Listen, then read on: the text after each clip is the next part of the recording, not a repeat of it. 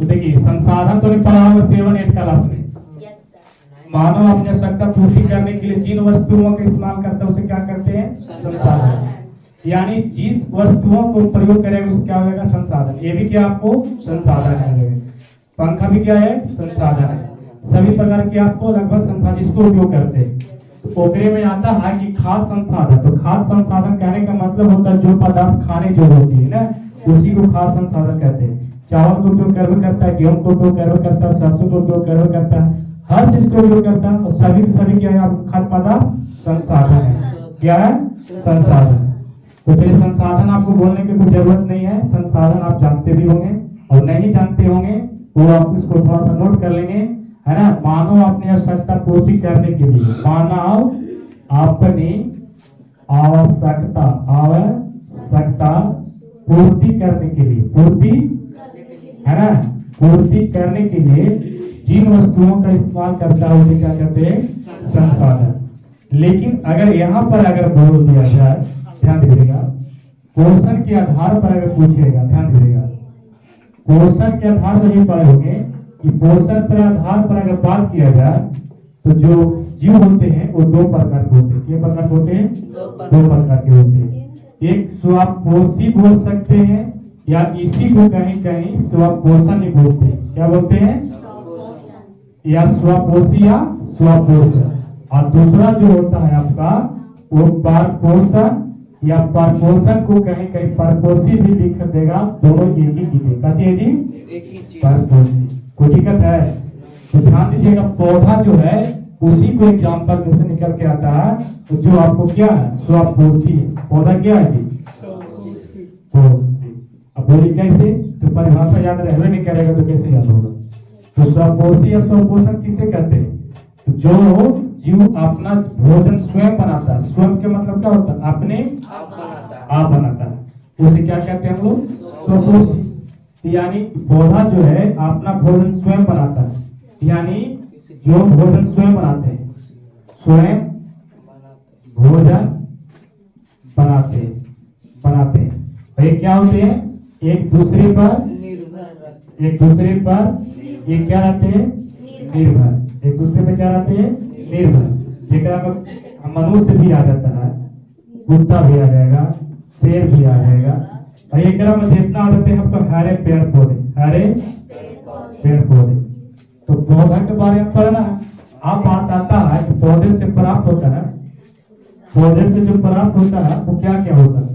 तो ध्यान दीजिएगा, पौधा से जो प्राप्त होता है हमको कार्बोहाइड्रेट भी प्राप्त होता है, प्रोटीन भी प्राप्त होता है, वसा भी प्राप्त होता है, बहुत सारे के पदार्थ होता है। तो आपसे पूछेगा कहीं कहा देगा कि बताइए 3 को ऐसे बताइए जिससे प्रोटीन प्राप्त किया जाता है, कार्बोहाइड्रेट प्राप्त किया जाता है। तो याद रखिएगा, कार्बोहाइड्रेट प्रदान करने वाली फसल, कार्बोहाइड्रेट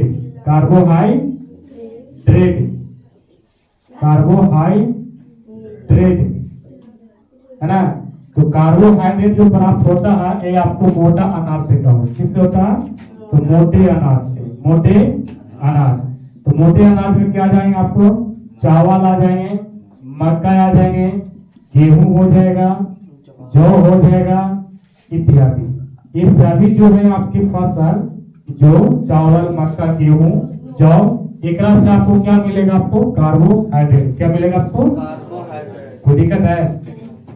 यानी पूछेगा कार्बोहाइड्रेट प्रदान करने वाली फसल निम्नलिखित में से कौन है? तो आप समझिएगा मोटा अनाज जिससे आपको कार्बोहाइड्रेट प्रदान होती है। जेकर एग्जांपल में अगर बोलेगा तो 3 को बोलिए तो आप बोल सकते हैं चावल, मक्का, गेहूं और जौ। कोई दिक्कत? इसके बाद आता है कार्बोहाइड्रेट के बाद आता है आपका प्रोटीन प्रदान करने वाली, है ना। प्रोटीन प्रदान करने वाली। तो प्रोटीन प्रदान करने वाली फसल कौन कौन होते हैं? तो प्रोटीन प्रदान करने वाली जो फसल होते हैं वो आपको क्या आते हैं? वो आपको आ जाते हैं मूंग।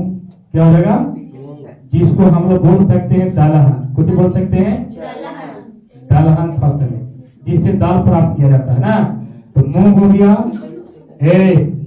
मसूर हो गया, मूंग, मसूर, चना आदि। ये सभी की सभी सीधा बात है कि जिससे आपको दाल प्राप्त करते हैं। अरहर भी आ जाएगा।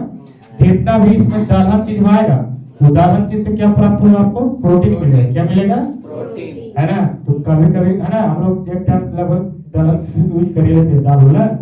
अगर प्रोटीन का आपको आपूर्ति करना प्राप्त करना है तो दलहन चीज ज्यादा खाइए। यानी प्रोटीन प्रदान करने वाले फसल क्या हो जाता है? दलहन। क्या हो जाएगा? दलहन। फिर आता है इसका बाद वर्षा। वर्षा को बोलते हैं वर्षा प्रदान करने वाली फसल। वर्षा प्रदान, वर्षा किससे प्रदान होगा? तो आपको हो जाएगा तेलहन। कुछ हो जाएगा जी?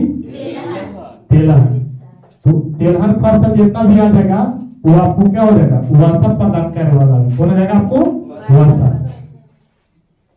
जैसे तेलहन चीज में जो सरसों, क्या चाहिए? सरसों से आपको क्या मिलेगा? आपको वर्षा प्रदान होगा। और क्या होगा? मूंगफली। क्या जाएगा जी? सूर्यमुखी। सूर्यमुखी आदि तीसी जितना भी आ जाएगा। मतलब सीधा बात है तेलहन जिससे हम लोग तेल प्राप्त करते हैं वो सभी के सभी क्या हो जाएगा? आपको सभी के सभी क्या हो जाएगा? आपको वर्षा प्रदान करने वाला। कौन हो जाएगा? आपको वर्षा। और जो दालहन चीज होगा उससे क्या होगा? आपको प्रोटीन प्रदान होगा। क्या होगा? प्रोटीन। और कार्बोहाइड्रेट जो होता है आपका मोटे अनाज चावल मक्का गेहूं और जौ से होता है। चावल गेहूं चना और छोरमा की चावल मक्का गेहूं जौ से कोई दिक्कत है? लेकिन अगर बात किया जाए भारत में तो भारत में जो होता है आपको फसल मुख्यतः आपको 3 प्रकार के होते हैं, है ना। इससे पहले आपको फसल आपको परिभाषा बता दें फसल किसे कहते हैं। तो फसल किसे कहते हैं ध्यान दीजिएगा। फसल की परिभाषा बोलना कि फसल किसे कहते हैं। तो बारह भूभाग पर याद रखिएगा फसल किसे कहते हैं। बारह भूभाग पर उगाए जाने वाले पौधों को क्या कहेंगे? फसल। ऐसा नहीं कि आप 1 कट्ठा 2 कट्ठा में कर दिए पौधा और उसको फसल कर दिए ना। नहीं, बारह भूभाग पर उगाए जाने वाले परिभाषा लिखा दे लिख लीजिएगा। होमवर्क का लिख लीजिएगा। ऐसा घर से हम ऐसे प्लेट भी मार देगा। बारह भूभाग पर उगाए जाने वाले पौधों को क्या कहते हैं? फसल। बारह भूभाग पर उगाए जाने वाले पौधे को, ऐसा नहीं कि 1 कट्ठा 2 कट्ठा में कर दिए पौधा लगा दिए कहिए जो फसल है, वैसा नहीं। इसका बड़े भूभाग होते। तो बड़े भूभाग को उगाए जाने वाले पौधों क्या कहते हैं? फसल। और भारत में फसल मुख्यतः आपको 3 प्रकार के होते हैं। जो पहला जो होता है खरीफ फसल, और दूसरा जो होता है आपको रबी फसल, और तीसरा जो होता है आपका जायद फसल। क्या होता है? जायद। कोई दिक्कत है? और खरीफ फसल परिभाषा आप लोग पहले भी सीखे हो। खरीफ फसल किसे कहते हैं? जिसका बोया किस ऋतु में जाता है? वर्षा ऋतु में, है ना। वर्षा ऋतु में की जाता है, वर्षा ऋतु में। और इसको शीत ऋतु में, कौन सी ऋतु में? शीत ऋतु में।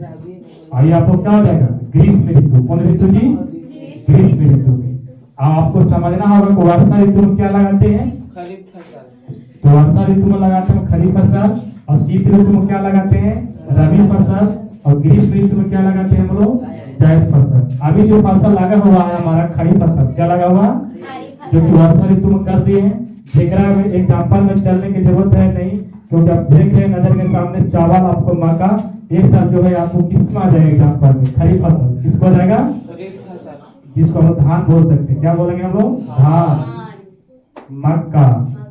ये सभी जो किसका एग्जाम्पल आ जाएगा? खरीफ फसल। किसका आ जाएगा?